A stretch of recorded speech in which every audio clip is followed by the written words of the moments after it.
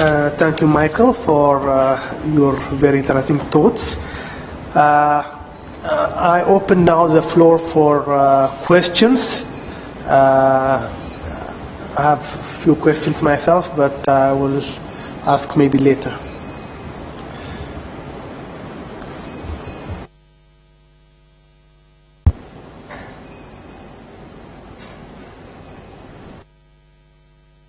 Please introduce yourself first.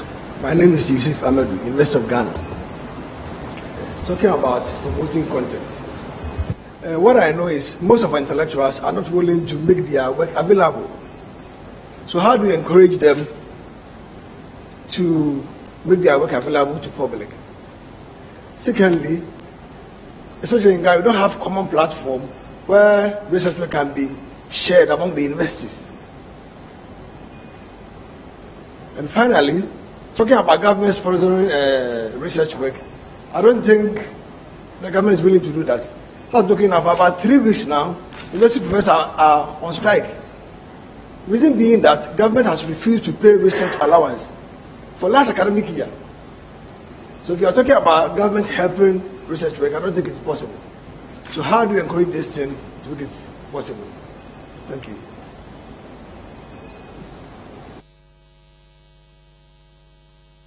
So we take all the questions and then we'll answer.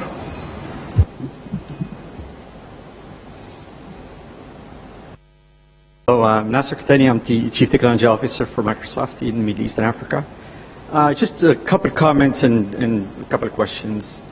As I look into, and I heard a lot and learned a lot during these 3 days, one thing that I didn't hear, and we seem to be seeing the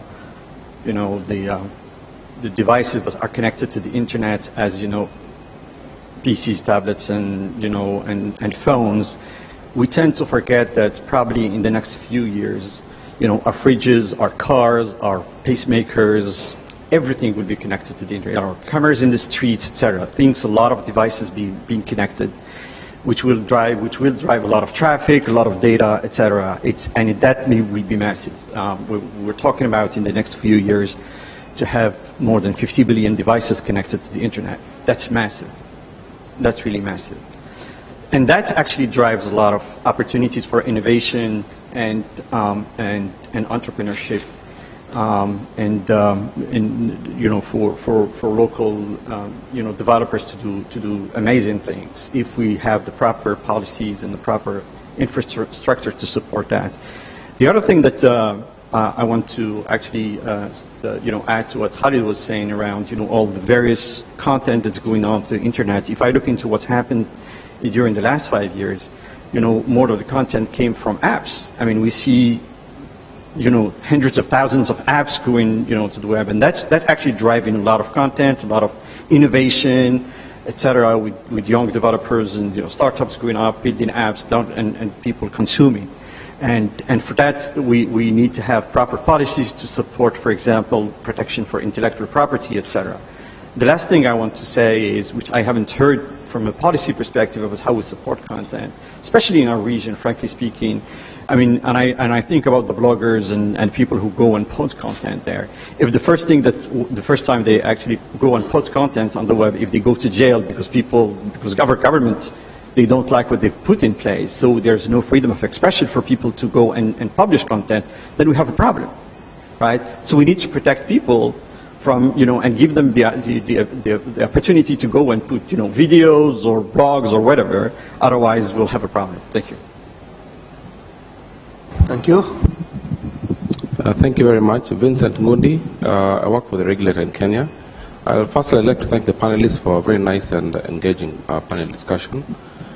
Secondly, I'd like to thank Mike for the presentation made earlier regarding content, and to also appreciate the content that you have raised about the challenges with government. But I'd like to say that it's a new space, it's a new dawn in in Africa right now, and I'd like to speak specifically for Kenya and say that governments are changing, and the Kenyan government, for instance, is changing. And the Kenyan government has realized that, as I mentioned on the first day, that you cannot regulate an industry unless you engage the players in that industry. The players in that industry are the innovators, they're the content developers, the infrastructure builders, and so on and so forth. ICT is a very dynamic industry. What's happening today, the big thing today might not be the big thing tomorrow. By the time we leave this forum, we could have something totally different that's actually changing and touching people in the world. So what you're asking as government is for the players to come in dialogue.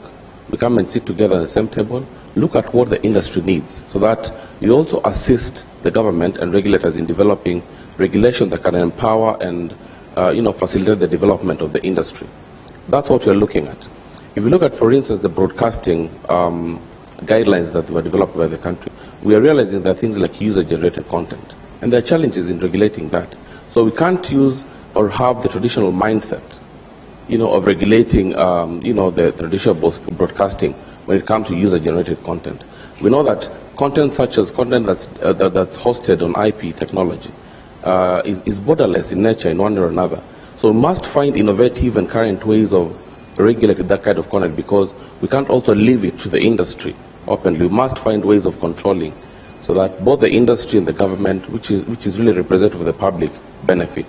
So governments are listening, governments are participating in industry activities, and that's why we are here to come and listen to the needs of industry.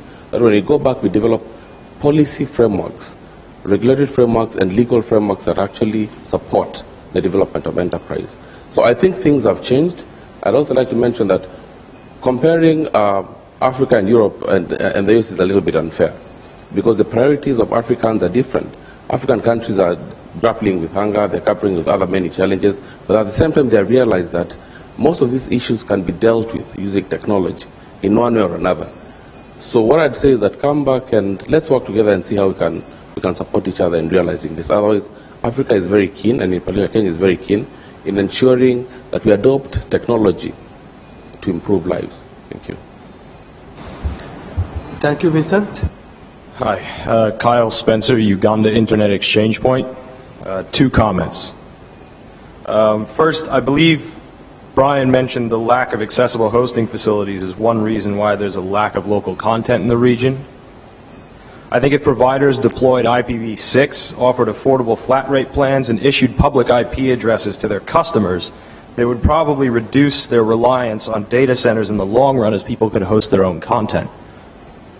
Additionally, this would allow applications to provide functionality that's currently impossible due to network design. Second, regarding content opportunities, in Uganda we've developed a multiplayer PC gaming community. This group has quickly grown to hundreds of members through word of mouth alone.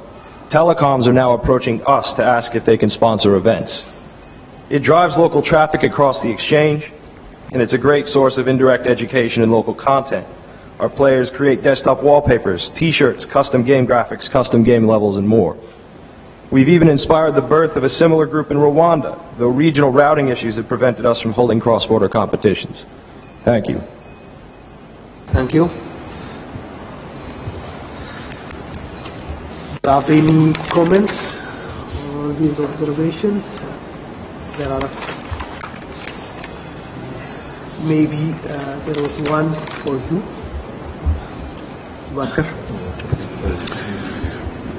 Bien, je pense qu'il y avait la question concernant. There was a question about the sharing of the academicians of the university members. I think this is a challenge indeed.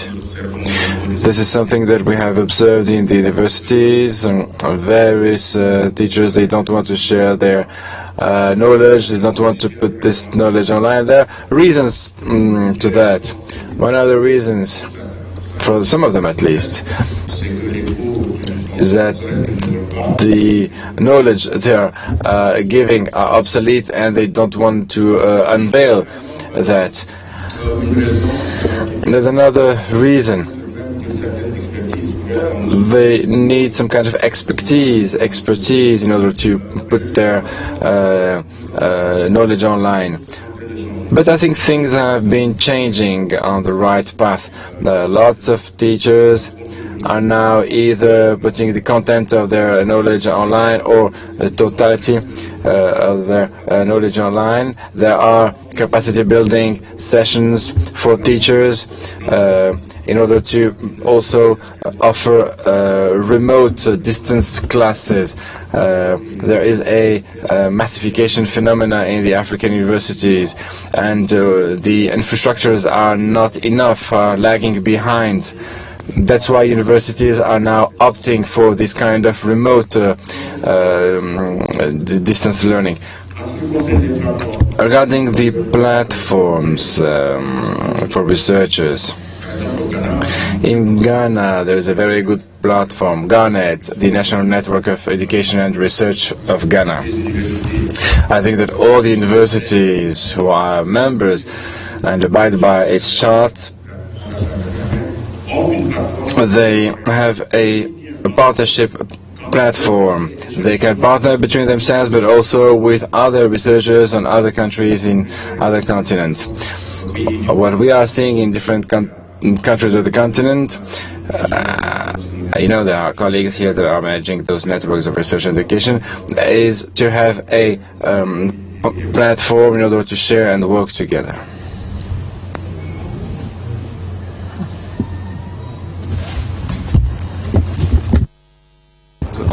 So I think it's I mean, like, with regards to intellectuals putting their intellectual property online, I think one has to really educate them on the benefits of doing so. I know in Nigeria we have a certain problem where one of the benefits of not making your work easily available online is that as a lecturer you can sell your handout notes. I mean, they understand the benefits of that, and they're happy to sell you their handout notes to use.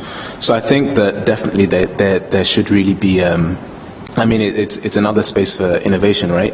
For them to understand that, look, there's a market of people who actually want to learn from this professor. I mean, that's those without obsolete knowledge, like was said. Or stuff that they know is obsolete, but there's a market of people who actually want to learn and be educated. I think it's probably just a question of creating the platforms and actually understand that there's a reward system necessary. Otherwise, what's really in it for the professor? I think that's key. We're all human beings. A lot of people just, you're going to want to do something for something else. I guess that's just trying to be as realistic as possible. So benefit of like a benefit case study. Or something for them to understand what's in it for them will be very, very important for that. But I definitely think there's an opportunity there in the educational space. Open learning, it's a huge space that needs to be looked at. Thank you.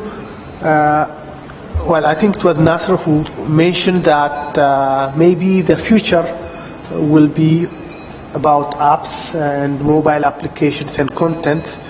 And there is already some good experiences in Eastern Africa, mainly in Kenya, and maybe Brian or others, if you can talk about what's happening in Kenya with regards to iHub and other initiatives.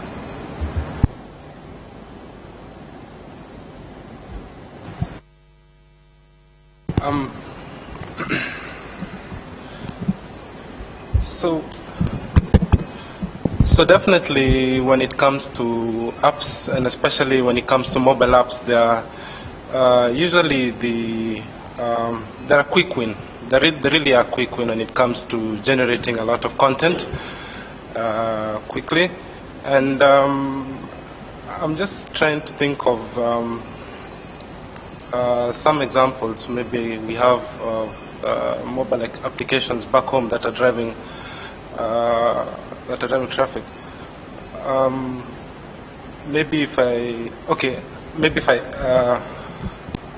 I can say we are seeing a lot of applications that are coming up in the area of messaging, and also in the area of just basically streaming. A recent popular example is just in streaming, online streaming of online streaming, and definitely agree that it's a quick win in terms of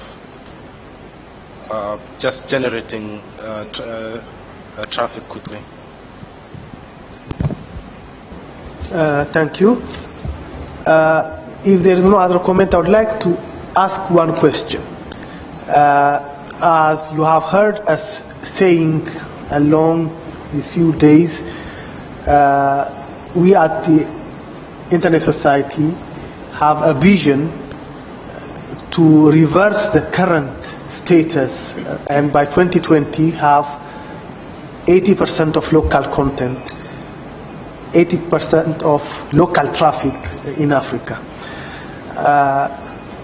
So from your point of view, what would create this momentum to arrive there? What, for organizations like the Internet Society, what are the 2-3 things we need to do to reverse the situation? What are the most important? Maybe, for example, do we have to do something to be able for entrepreneurs to be able to generate income from local content? Does it mean that we have to protect their intellectual property rights? Or what are the most important things that we have to engage in order to get to that vision?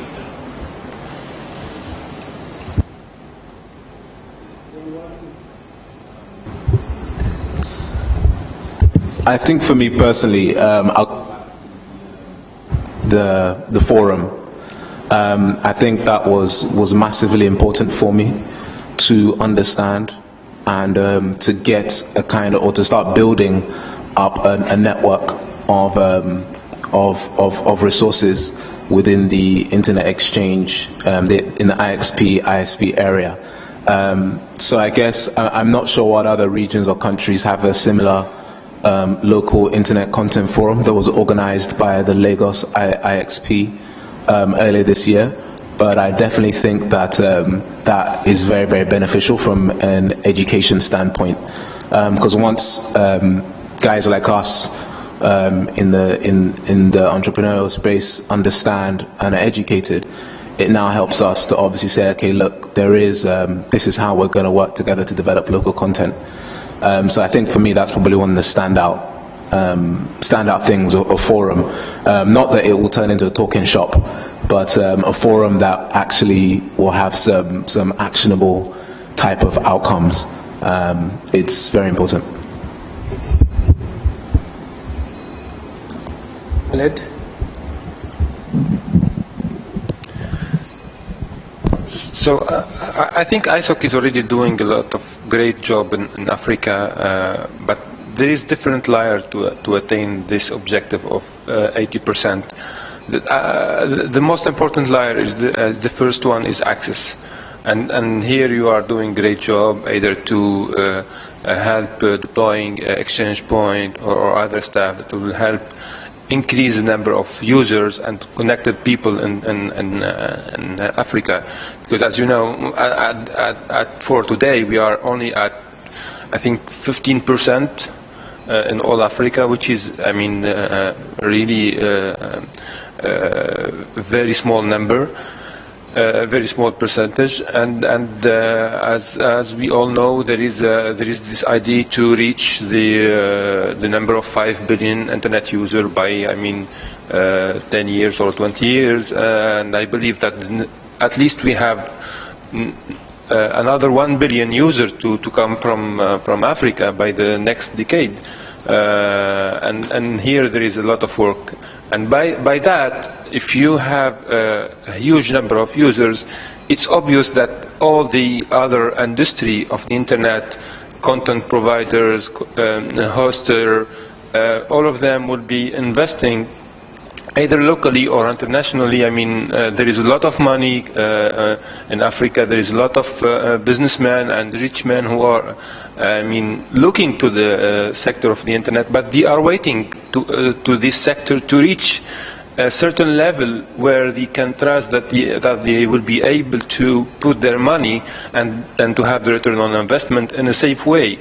This is why I said from the beginning also there is a global ecosystem that we have to build as well. Part of it is the right regulation, the right policy to protect investors. If I am an African, Tunisian, or from Zimbabwe or from South Africa, and I would like to create a data center, if I don't have the protection of the intermediary liability that protect me to not go to jail about any comment or video that anyone hosted in my servers, I will not do that. I mean, I'm taking already a risk to putting my money on the investment, and then also I will take the risk to go to jail. So, I mean, it's a global ecosystem that everyone can participate to it. But the major player will be the government, for sure, because they are, and the policy makers, because they are putting the framework as explained by our friend, recently. And here the ISOC also can play a good work. I mean, ISOC has a great relationship with the government and with policies, and we have to do that. Thank you, Khaled. Final words? Merci beaucoup.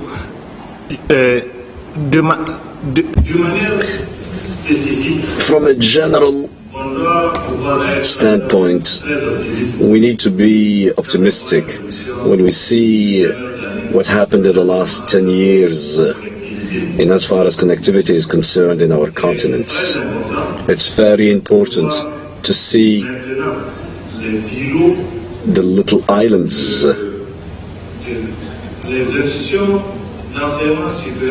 especially higher education and research center within the same country are like little islands. There is very little connectivity between those institutions within the same country. Now, when you look at the regional level, it's even worse, and when you look at the world level, it's even worse than worse. Now, our strategy is to develop a solid ground, and the solid ground is the campus network. These campus network, once they are operational, we will borrow the 2020 vision in such a way as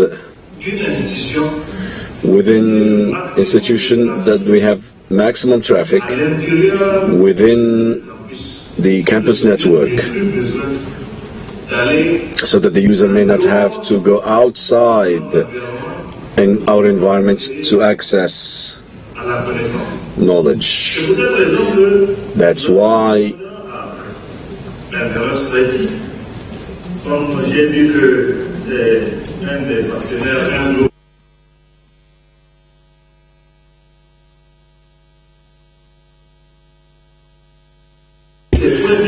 so that these exchange points could be operational, functional, with a good model that we could emulate elsewhere and proceed to content peering.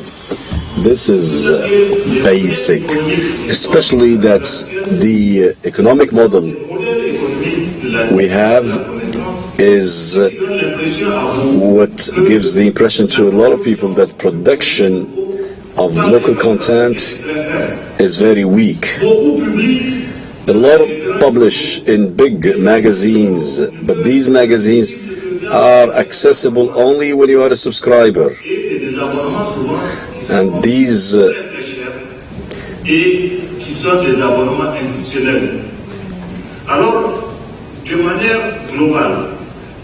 so, generally speaking,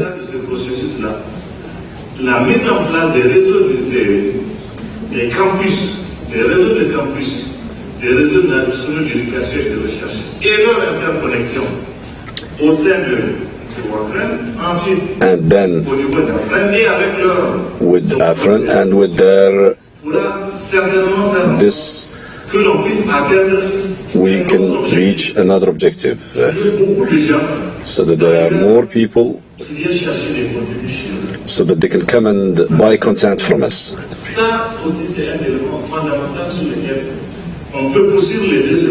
We can pursue both objectives at the same time. Thank you.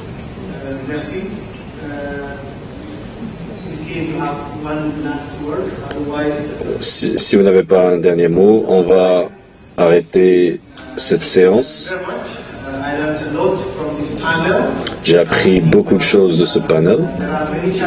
Il y a beaucoup de défis, mais il y a aussi plusieurs opportunités. Il y a aussi le contenu. It's up to us Africans to make sure that they are accessible, available for the Africans, and we have a lot of youngsters who can use this opportunity, and really in a few years we might see really a revolution, something that makes Africa really at the center of the world with all that we have, all the resources that we have untouched. Thank you very much. We go now for the break. Michuki, do you have anything to say? No.